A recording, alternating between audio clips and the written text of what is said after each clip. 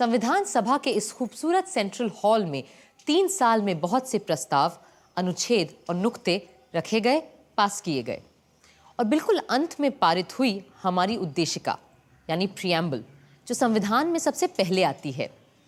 संविधान अगर एक राजनीतिक संवैधानिक दस्तावेज है तो ये उद्देशिका उसका दार्शनिक नजरिया, the philosophic vision document of our constitution. इस उद्देशिका की नींव शुरुआत में ही संविधान सभा के 5वें दिन 13 दिसंबर 1946 को रख दी गई, जब पंडित जवाहरलाल नेहरू ने सभा में एम्स एंड ऑब्जेक्टिव्स रेजोल्यूशन को रखा था। ये संविधान सभा अपना पक्का अहद जाहिर करती है कि हम भारत को एक आजाद खुद मुख्तार जमहूरियत घोषित करते हैं। आजाद खुद मुख्तार जमहूरियत हिंदुस्तान को अपनी सारी सत्ता जनता से ही हासिल होगी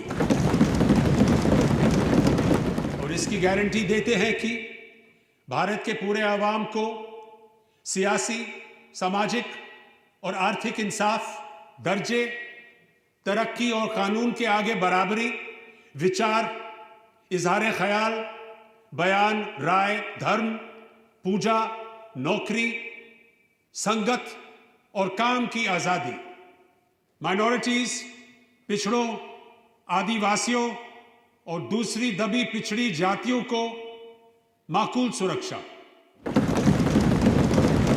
गणराज्य की सीमाओं और जमीन की अखंडता की हिफाजत, ताकि ये कदीम देश दुनिया के तमाम मुल्कों में अपना सही सम्मानित स्थान पा सके और तन, मन, धन से विश्व शांति और मानवता के कल्याण में हाथ बटा सके। आगे संविधान सभा ने जो कुछ भी किया उसका मार्गदर्शक यही प्रस्ताव था और जब अलग अलग कमिटियों, विद्वानों और सभा के सहयोग से पूरा संविधान बना तो मई सन 1949 में उसकी उद्देशिका भी सामने रखी गई और ये काम ड्राफ्टिंग कमेटी के प्रधान डॉक्टर भीमराव अंबेडकर ने किया। We the people of India, having solemnly resolved to constitute India into a sovereign democratic republic and to secure to all its citizens justice, social, economic and political, liberty of thought, expression, belief, faith and worship, equality of status and of opportunity, and to promote among them all fraternity, assuring the dignity of the individual and the unity of the nation. In our Constituent Assembly, this 26th day of November 1949, do hereby adopt, enact and give to ourselves this Constitution. उद्देशिका पर बहस शुरू हुई अक्टूबर 1949 में, जब बाकी संविधान को सोचने, बनाने और लिखने का काम लगभग पूरा हो रहा था। ये वो शब्द थे जो हमारे संविधान में सबसे पहले आने वाले थे। अब हम उद्देशिका यानी प्रियम्बल पर बात करेंगे। जनाब सदर साहब, क्या यह उचित नहीं रहेगा कि स्पेशल पर हम जब नवंबर में तीसरी रीडिंग के लिए मिले तब बातचीत करें? तब तक ड्राफ्टिंग कमेटी भी अपनी फाइनल रिपोर्ट पेश कर चुकी होगी। I object to that. अगर आज हम पेश लफ्ज को ही पास नहीं करेंगे तो सेकंड रीडिंग में कोई रिपोर्ट कैसे तैयार की जा सकेगी? जीवन में पहली बार मैं मौलाना साहब से सहमत हूं और उनकी बात का समर्थन करता हूं। हमें पूरे संविधान को ही दूसरे पाठ में पास करना है और प्रियम्बल भी संविधान का ही एक हिस्सा है। इसलिए उद्देशिका को अब हम टाल नहीं सकते, लेकिन मुझे लग रहा है कि हसरत मोहानी साहब का अमेंडमेंट अहम है, जिसमें इन्होंने कुछ नए मुद्दे उठाने की कोशिश की है। इसलिए वे अपना संशोधन पहले पेश कर सकते हैं। मेरे 3 अलग अलग अमेंडमेंट्स हैं। पहला ये कि हमें प्रियम्बल में लफ्ज सॉवरेन डेमोक्रेटिक रिपब्लिक के बजाय अ सॉवरेन फेडरल रिपब्लिक या अ सॉवरेन इंडिपेंडेंट रिपब्लिक लिखना चाहिए। लेकिन मेरे दोस्त डॉक्टर अंबेडकर ने बड़ी मक्कारी से दो अहम अल्फाज फेडरल और इंडिपेंडेंट को हटा दिया है और उनकी जगह वो डेमोक्रेटिक लफ्ज ले आए हैं। सर मैं एक पॉइंट ऑफ ऑर्डर उठाना चाहता हूं कि अगर ये संशोधन पारित किए गए तो इसका नतीजा ये होगा कि हमें पूरे संविधान को ही दोबारा से लिखना पड़ेगा। हाँ, पर जिम्मेदार कौन है इसके लिए? मैंने शुरू में ही आप लोगों को रोकने की पुरजोर कोशिश की थी। मैंने तभी कहा था अगर आप हिंदुस्तान के मुस्तकबिल का फैसला लिखने जा रहे हैं तो पहले तय कर लीजिए कि किस किस्म के आइन का तसव्वुर कर रहे हैं। मौलाना हसरत मोहानी के 2 संशोधन पारित नहीं हो पाए मगर वो अड़े रहे। अब मेरा तीसरा अमेंडमेंट, मेरी तजवीज़ है कि लव सॉवरेन डेमोक्रेटिक रिपब्लिक की जगह हमें union of Indian socialist republics कहना चाहिए, यानी बिल्कुल यूएसएसआर की तर्ज पर UISR। क्या आप सचमुच चाहते हैं कि हमारा संविधान यूएसएसआर की तर्ज पर बनाया जाना चाहिए? लव सोवियत सुनते ही मेरे कुछ दोस्तों के कान खड़े हो जाते हैं और वो कहते हैं कि ये मौलाना तो सोवियत सरकार का एजेंट है। अरे रूस तो दूर, मेरा तो हिंदुस्तानी कम्युनिस्टों से तक कोई ताल्लुक नहीं है। मैंने उनका साथ कब का छोड़ दिया, क्योंकि एक मर्तबा इन्होंने ये बयान जारी करने की गलती कर डाली थी कि हमें अंग्रेज़ों का साथ देना चाहिए ताकि हम मिलकर हिटलर से मुकाबला कर सकें।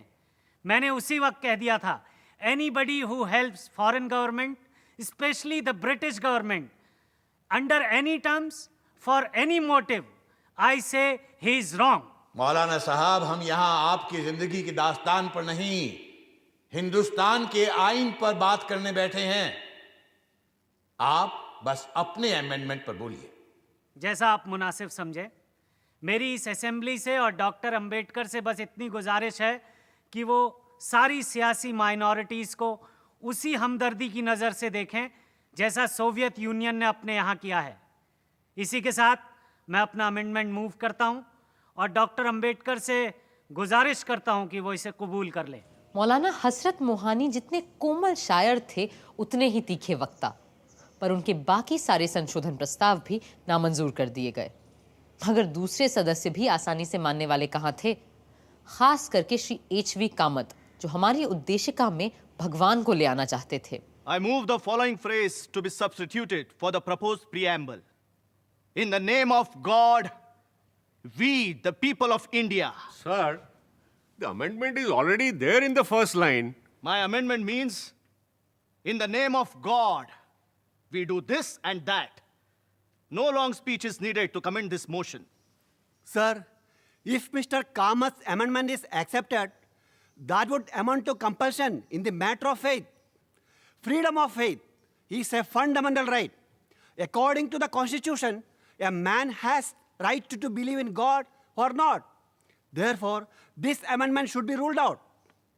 Though I am myself a strong believer in God. Sir, may I move an amendment to that of Shri Kamath, that instead of in the name of God, would he be pleased to accept in the name of the goddess? Sir, it is not a matter of laughter with me. I believe in a goddess. I belong to Kamrup, where the goddess Kamakhya is worshipped. Sir, God includes goddess as well. So if we bring in the name of God at all, we should bring in the name of the goddess also. See, in my opinion, this amendment should not have been brought.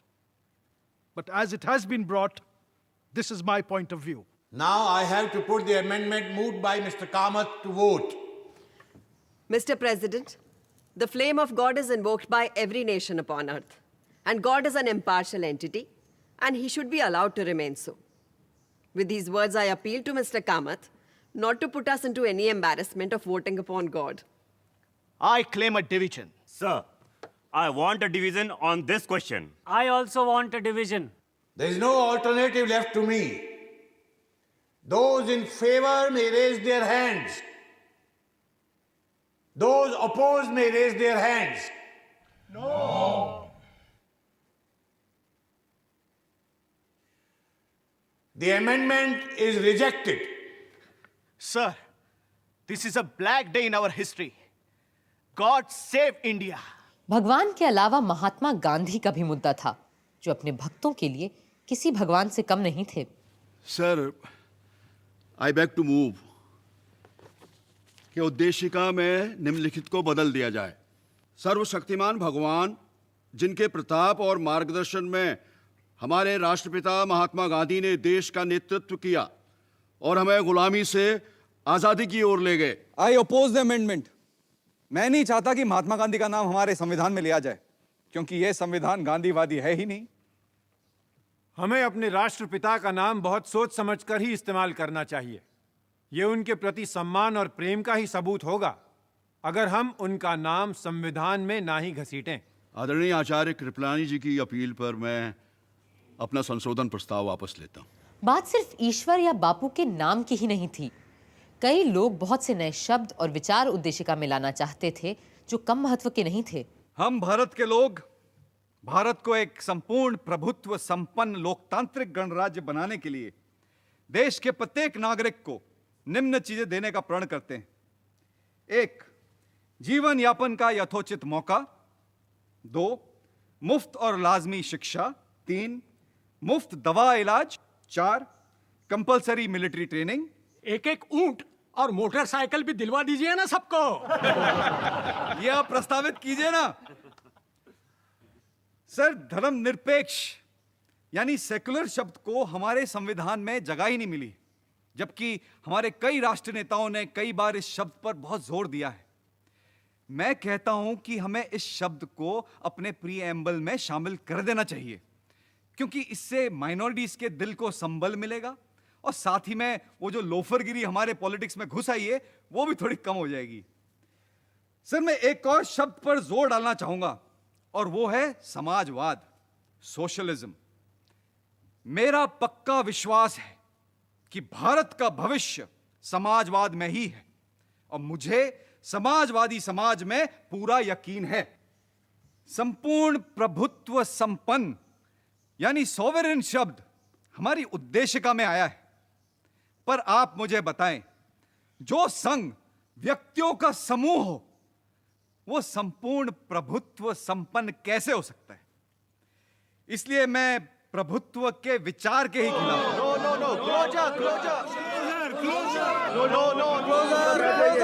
जी, मैं बड़ी मोटी चमड़ी वाला ढीठ हूं, आपके चीखने चिल्लाने से बैठने वाला नहीं हूं। श्री ब्रजेश्वर प्रसाद को बैठना ही पड़ा, किंतु 25 साल बाद उनके सुझाए दोनों शब्द समाजवादी और पंथ निरपेक्ष यानी सोशलिस्ट एंड सेक्युलर उद्देशिका में आ ही गए। उधर श्रीमती पूर्णिमा बैनर्जी ने कई महत्वपूर्ण नुक्ते सामने रखे। Sir, I feel that the preamble forms one of the most important parts of the Constitution. It lays down the goals to which we are striving and stands as a charter of our freedom and a measure of our success or failure. I do not think that we should be content with considering the masses of our people as sovereign just because once they go to the polls every 5 years, their sovereignty is secure. I feel that in the preamble, mention of that sovereignty should be made. अगले वक्ता थे गांधी जी के समाजवादी शिष्य आचार्य जेबी कृपलानी, जो Congress party में पंडित नेहरू और सरदार पटेल दोनों से अलग विचार रखते थे। Mr. President, like a seasoned host, you have reserved the choicest wine for the last. हालांकि इस प्रियम्बल पर बहस शुरू की ही बैठकों में होना ज्यादा सही होता, क्योंकि यह संविधान की तमहीद है। इस तरह हमें प्रियम्बल सतर्क कर पाता कि कहीं हम इसके बुनियादी उसूलों से हट तो नहीं रहे हैं। इस सभा में रोज दर रोज और हफ्ता दर हफ्ता बैठकर मैंने यह महसूस किया है कि हम इस उद्देशिका के बुनियादी उसूलों को भूलकर अक्सर भटकने लगते हैं। Yes, we get distracted. ये उसूल वैसे तो कानूनी या संवैधानिक उसूल नहीं है, बल्कि आत्मिक और सैद्धांतिक हैं। अब जमहूरियत या जनतंत्र को ही ले लीजिए। What exactly is democracy? जनतंत्र एक इशारा है इंसान की बराबरी का, भाईचारे का, and it encompasses the great humane principle of non-violence. और अगर इसका आम फहम मतलब निकालें then democracy is an institution where instead of breaking heads, we simply count them. Sir फोड़े नहीं, गिने जाते हैं. सियासी रूप से आज हम एक जमहूरियत हैं, लेकिन आर्थिक रूप से हम ऐसे अलग अलग वर्गों में बंटे हुए हैं जिनकी सीमाओं को लांघना नामुमकिन सा हो जाता है. मेरा भी यही मानना है कि लोकतंत्र में जाति प्रथा का कोई स्थान हो ही नहीं सकता. लिहाजा हमें जात पात और वर्ग वर्ण को खत्म करना ही होगा, वरना हम कभी जनतंत्र की शपथ नहीं उठा पाएंगे. 3 साल बाद भी हमेशा की तरह नजीरुद्दीन अहमद साहब का स्वर विरोधी ही रहा. I would like to submit, sir, that the success of a democracy depends on its actual working and has nothing to do with what is stated in the preamble or the constitution.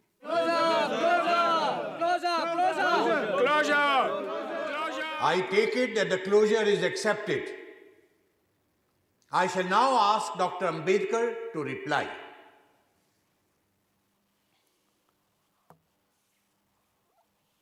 Sir, the point in the amendment which is supposed to make it different from the preamble drafted by the drafting committee lies in the addition of the words, "the people from whom is derived all power and authority." So why don't you accept it?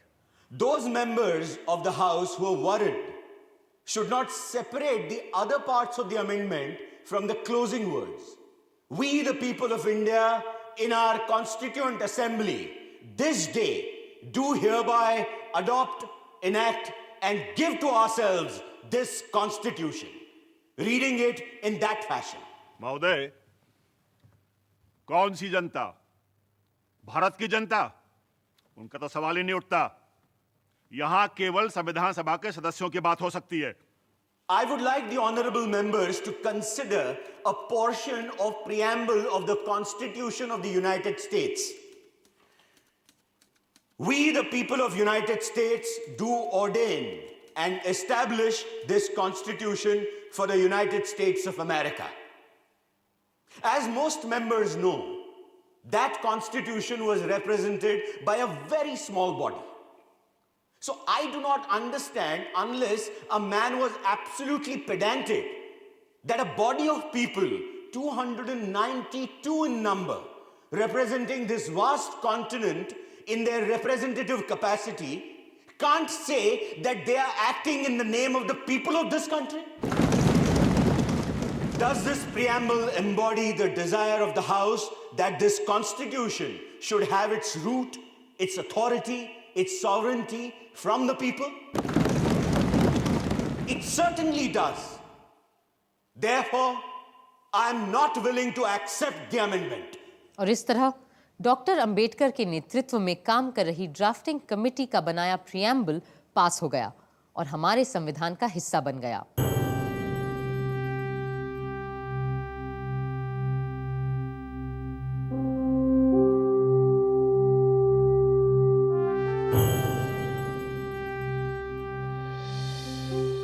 साल की अथक मेहनत रंग ला रही थी और सदियों से अंग्रेजों की गुलामी और राजे रजवाड़ों की दास्ता में बंधा देश आज अपनी मर्जी से अपने बनाए रास्ते पे चलने जा रहा था. जहां खुशी की लहर थी, वहीं थोड़ा डर भी था. जैसा कि डॉक्टर अंबेडकर ने कहा, आजाद होकर हमने हर बात के लिए अंग्रेजों को दोष देने का हक खो दिया है. अब अगर कुछ गलत होता है तो इसके लिए कोई और नहीं, हम ही दोषी होंगे. मगर फिर भी सब आशावान थे और बड़ी भावुक और दार्शनिक भाव से आने वाले कल और अपने संविधान की ओर देख रहे थे. Mr. President, sir, coming as I do from a community that has produced Dr. Ambedkar, I feel proud that his capacity has been recognized now, not only by the Harijans, but by all communities that inhabit India. At one time, dogs and swine might enter the sacred precincts of temples, but the shadow of an untouchable was considered a great abomination. I feel proud, sir, that by the Article 29, that slur has been removed away. In conclusion, I may, on behalf of the members of the Harijans that are present in this house and of Harijans outside, assure you and the August Assembly and the government that we Harijans... Sir, do we not represent the Harijans? We come under the special label of Harijans, sir. On behalf of the Harijans, I may assure you and the future government of India that the Harijans to the last man will uphold the constitution that has been passed by the Constituent Assembly and work it to the very letter and spirit.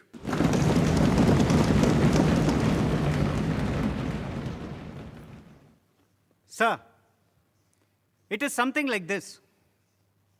We wanted the music of Veena or Sitar, but here we have the music of an English band.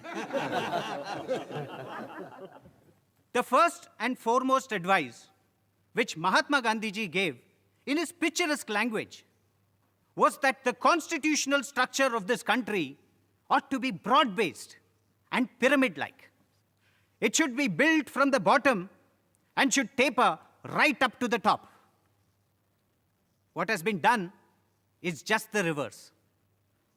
The pyramid has been reversed. Whether or not we are right in having discarded Gandhiji's idea of constitution making, it is too soon for us to judge. The future will judge for itself.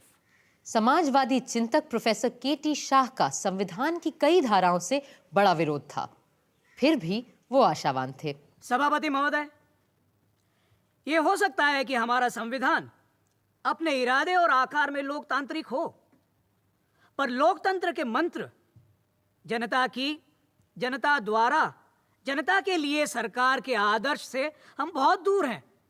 अगर हम संविधान की विभिन्न धाराओं को गौर से परख के देखें, फिर भी ये भी विश्वास है कि सारी कमियों के बावजूद हम इस संविधान को सही तरह बरतें तो निकट भविष्य में ना सही 5-10 बरस के अंदर हम देश में सच्चा लोकतंत्र स्थापित कर सकेंगे। तभी देश की जनता इस देश की सच्ची शासक बन पाएगी। सदर साहब, संविधान सभा ने सबसे बड़ा खतरा हर वयस्क को मताधिकार देकर मोल लिया है। मैं ये भी बता दूं कि मैं इसे खतरा क्यों कह रहा हूं। हमारे देश की 85% जनता अनपढ़ है, मगर सदर साहब फिर भी मैं कहूंगा कि हमने ये खतरा सही अपनाया है, सोच समझ के ये दांव लगाया है, क्योंकि बिना हर वयस्क को मताधिकार दिए हमारा प्रजातंत्र बिल्कुल निरर्थक साबित होता।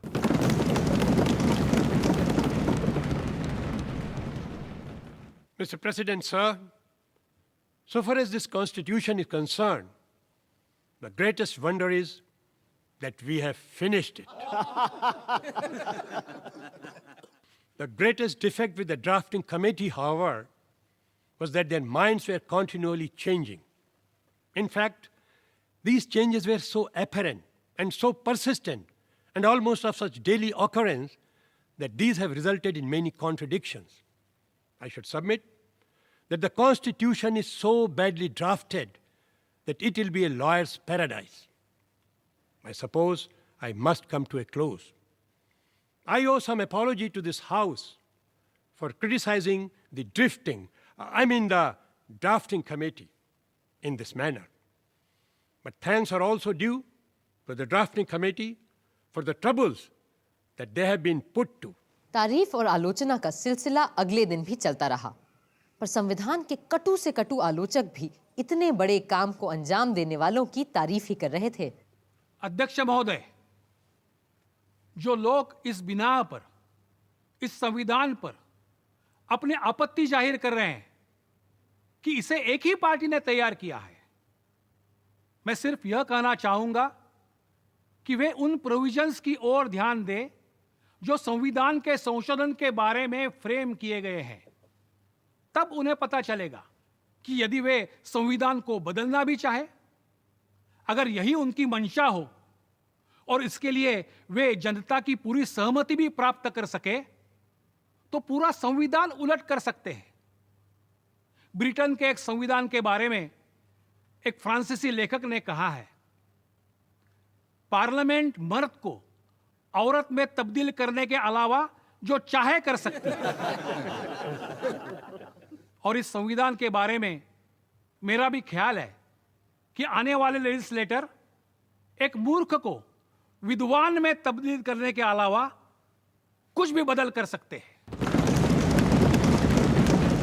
सेठ दामोदर स्वरूप ने भी कई तीखे सवाल किए उस दिन। सभापति महोदय, मुझे क्षमा करें कि मैं कुछ कड़वे सच आपके सामने रखने जा रहा हूं।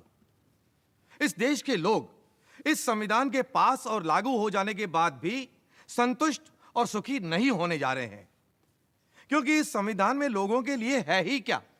आप इस दस्तावेज को शुरू से आखिर तक पढ़ जाइए, पर कहीं भी किसी भी अनुच्छेद में ना आपको गरीब के लिए रोटी का जिक्र मिलेगा, न भूखे नंगे शोषित लोगों के लिए उम्मीद का मुद्दा। इसके अलावा न इसमें काम और रोजगार की कोई गारंटी दी गई है। सभापति महोदय, यह संविधान पास किए जाने के लायक है ही नहीं। हम ऐसे फौरन कूड़े की टोकरी में फेंक देना चाहिए। और हम ये करें या ना करें, देश की जनता खुद इस संविधान को कभी स्वीकार नहीं करेगी। एक के बाद एक कई लोगों ने सवालों की झड़ी लगा दी। सर, हमने हर इंसान को समता तो दी है, पर इस संविधान में स्वतंत्रता को हमने नजरअंदाज कर दिया है।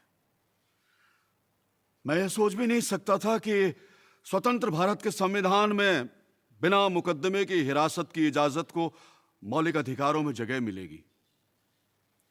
अपनी जवानी के 10 साल बरतानी गुलामी के दिनों में जालिम जेलों और काल कोठरियों में बिताने के बाद मैं अच्छी तरह जानता हूं कि बिना मुकदमे की कैद में रहने वालों को किन यंत्रणाओं से गुजरना पड़ता है।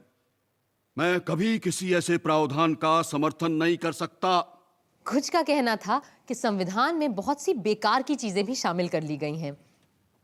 Sir, I cannot understand why we had to go to such details as to put in the salaries of high dignitaries of the state, like the president and the salaries of judges in the Constitution.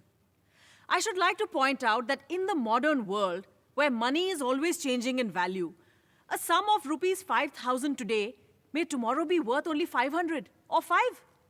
So in the Constitution, what purpose can it serve by prescribing the exact amount of the salaries?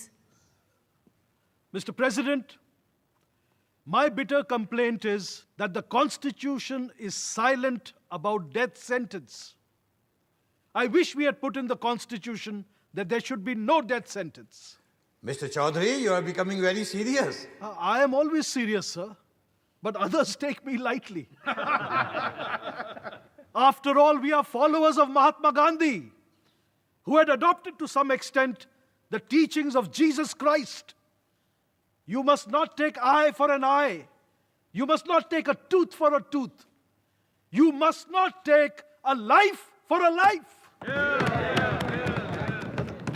Shri Brajeshwar प्रसाद ने तो संविधान का विरोध करने का एक अलग तरीका ही इजाद किया। मिस्टर प्रेसिडेंट, सर, मैं इस कॉन्स्टिट्यूशन को अपना कंडीशनल और आधा अधूरा पूर्ण समर्थन देने के लिए खड़ा हुआ हूं।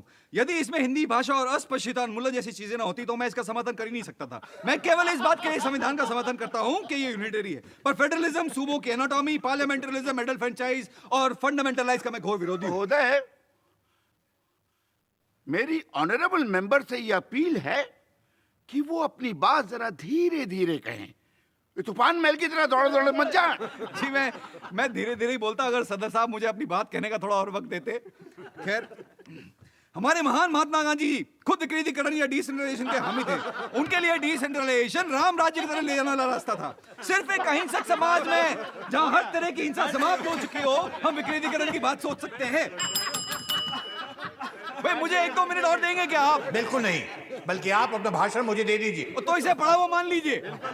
और इस तरह आया सभा का आखिरी ऐतिहासिक दिन। इस दिन भी कई लोगों को बोलना था और श्री महावीर त्यागी ने बड़े पते की बात की। हालांकि मैं हर तरह से इस संविधान की इज्जत और तारीफ करता हूं, मगर फिर भी एक चीज यहां ऐसी है जिसका मुझे बड़ा डर है, और ये डर मुझे उस वर्ग से है जिसे हर जगह लोकतंत्र पैदा करता आया है, और वो है ऐसे लोगों का वर्ग जिनके लिए राजनीति ही उनका जरिया या माश बन जाता है, उनका पेशा, उनका धंधा बन जाता है।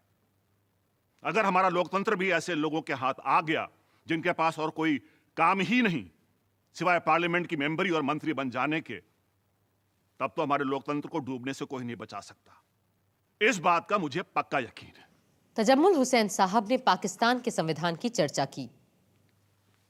जनाब सदर साहब, हम पर बार बार यह तोहमत लगाई गई है कि हमने अपना आयन तैयार करने में बहुत ज्यादा वक्त लगा दिया है। इस तरह के एतराज करने वालों को मैं एक बात याद दिला देना चाहता हूं कि दो मुल्कों ने एक ही दिन, तकरीबन एक ही तारीख को अपने अपने आयन तैयार करने का बीड़ा उठाया था। हम तो हमारा काम पूरा कर चुके, अलबत्ता हमारा पड़ोसी देश अभी भी अपने पहले कदम से आगे नहीं बढ़ पाया है। पाकिस्तान का संविधान बनने में 3 नहीं पूरे 25 बरस लगे और उनका संविधान सन 1972 में जाकर बन पाया। मगर हमारा संविधान सोचने, बनाने और लिखने में सबसे बड़ा हाथ बटाने वाले डॉक्टर भीमराव अंबेडकर संविधान सभा के आखिरी ऐतिहासिक वक्ता के रूप में खड़े हुए।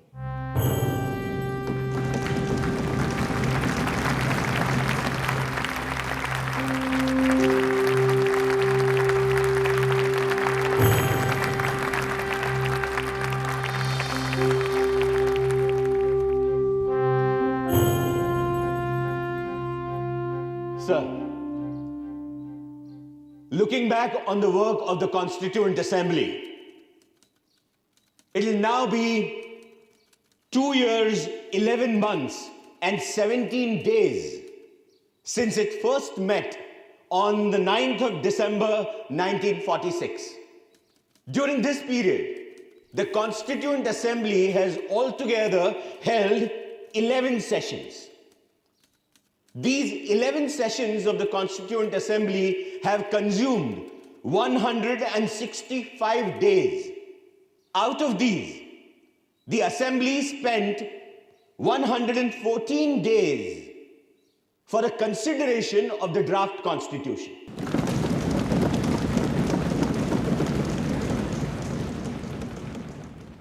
Coming to the drafting committee, it was elected by the Constituent Assembly on 29th of August 1947.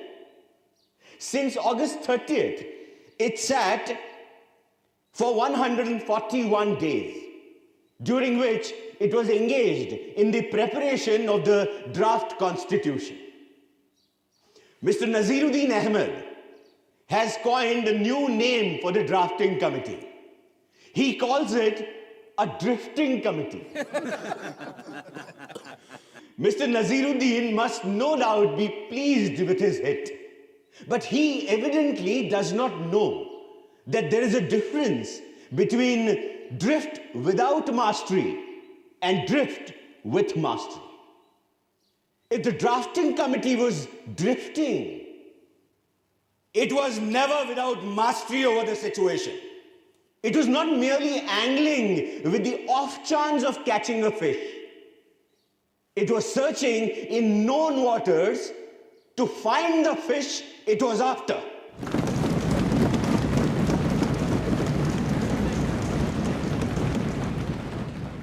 I'm glad to find that with the exception of a solitary member, there is a general consensus of appreciation from the members of the Constituent Assembly of the work done by the drafting committee. I feel so overwhelmed that I cannot find adequate words to express fully my gratitude to them. I came into the Constituent Assembly with no greater aspiration than to safeguard the interests of the scheduled castes. I had not the remotest idea that I would be called upon to undertake more responsible functions. The credit that is given to me does not really belong to me. It belongs partly to Sir Benegal Narsingh Rao, the constitutional advisor to the Constituent Assembly, who prepared a rough draft of the Constitution. Much greater share must go to Mr. S.N. Mukherjee, the chief draftsman of the Constitution. On the 26th January 1950, India would be a democratic nation, in the sense that India from that day would have a government of the people, by the people, and for the people.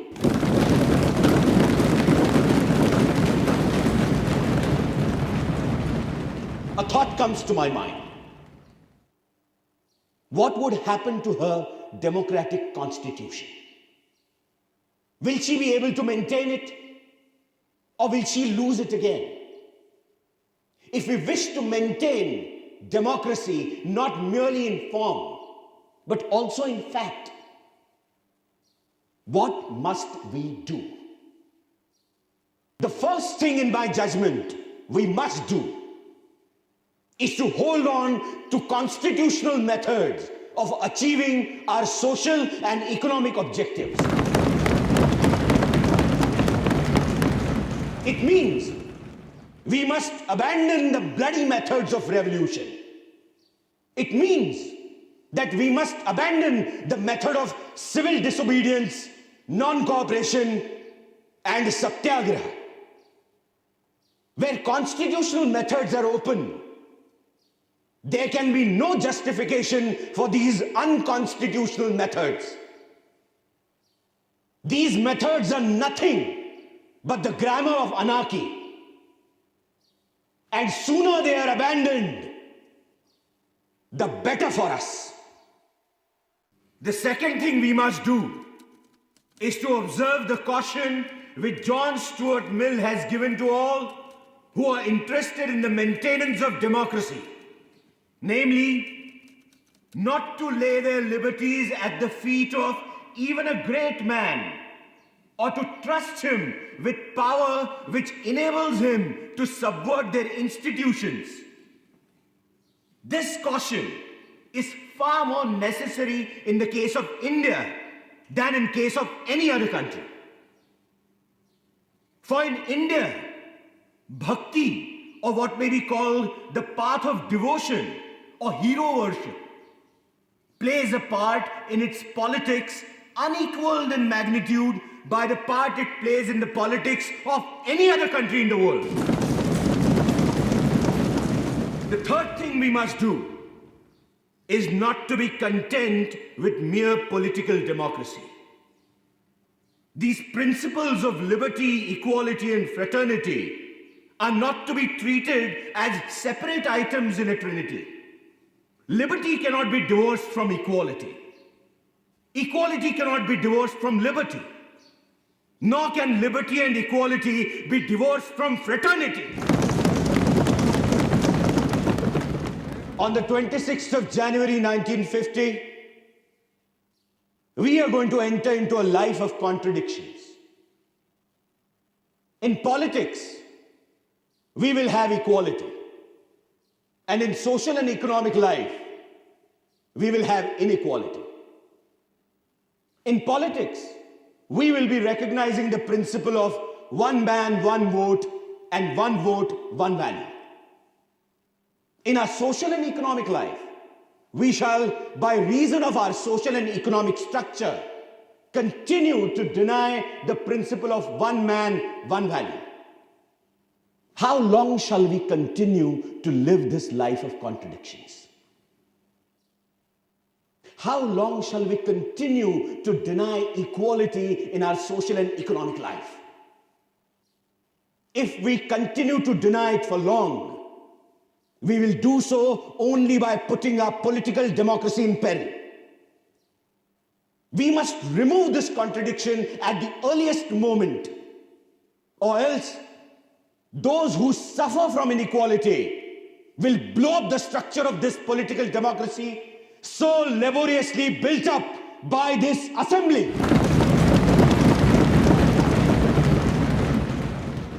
Doctor Ambedkar के बोले गए शब्द आज भी जैसे इस सदन में गूंजते रहते हैं। अब सिर्फ एक काम बचा था, संविधान का अनुमोदन और उस पर सारे सदस्यों के हस्ताक्षर। It now remains to put the motion moved by Dr. Ambedkar to the vote of the House. The question is that the constitutions settled by this assembly be passed. The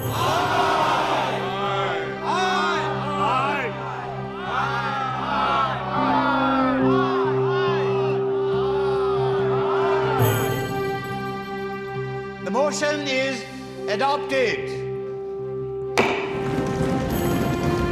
Bharat माता की जय! भारत माता की जय! भारत माता की जय! भारत माता की जय! वंदे मातरम! वंदे मातरम! वंदे मातरम! महात्मा गांधी की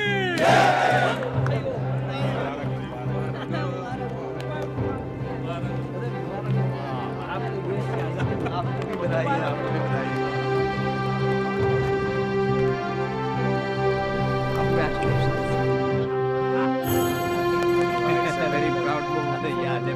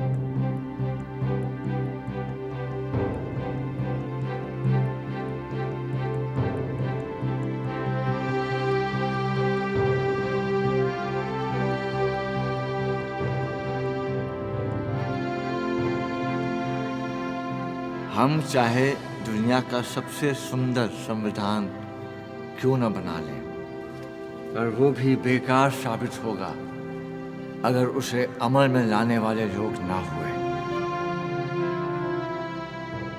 24 जनवरी को संविधान सभा आखिरी बार एक महत्वपूर्ण काम के लिए मिली। इस दिन जन गण मन को राष्ट्रगान और वंदे मातरम को राष्ट्रगीत के रूप में अपनाया गया और इसी दिन नए गणतंत्र के पहले राष्ट्रपति का चुनाव भी किया जाना था। लोकतंत्र की परंपराओं की नींव रखते हुए 2 लोग पद के उम्मीदवार बने, प्रोफेसर केटी शाह और डॉक्टर राजेंद्र प्रसाद। सभा ने उसी व्यक्ति को चुना जिसने 3 साल संविधान बनाए जाने की प्रक्रिया की अगुवाई की थी। डॉक्टर राजेंद्र प्रसाद भारत गणराज्य के पहले राष्ट्रपति बने। अब तो बस 26 जनवरी का इंतजार था। देश भर में उत्सव की सी तैयारियां हो रही थीं और क्यों ना होता ऐसा, सदियों बाद एक दबा कुचला मुल्क अपने खुद के बनाए गए रास्ते पे चलने जा रहा था।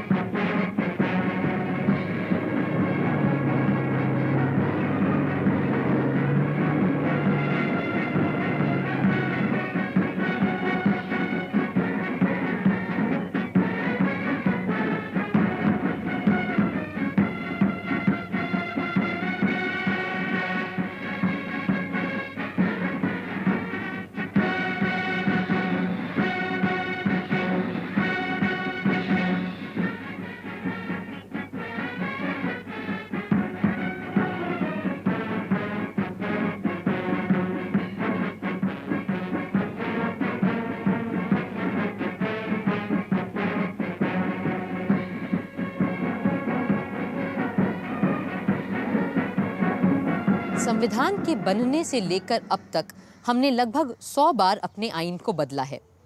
कभी किसी परिस्थिति के बदल जाने पर, कभी किसी अनुच्छेद को स्पष्ट करने के लिए, कभी किसी राजनीतिक पार्टी के अपने स्वार्थ को सिद्ध करने के लिए, तो कभी उन स्वार्थों को फिर निरस्त करने के लिए और कभी डायरेक्टिव प्रिंसिपल्स को और सार्थक बनाने के लिए।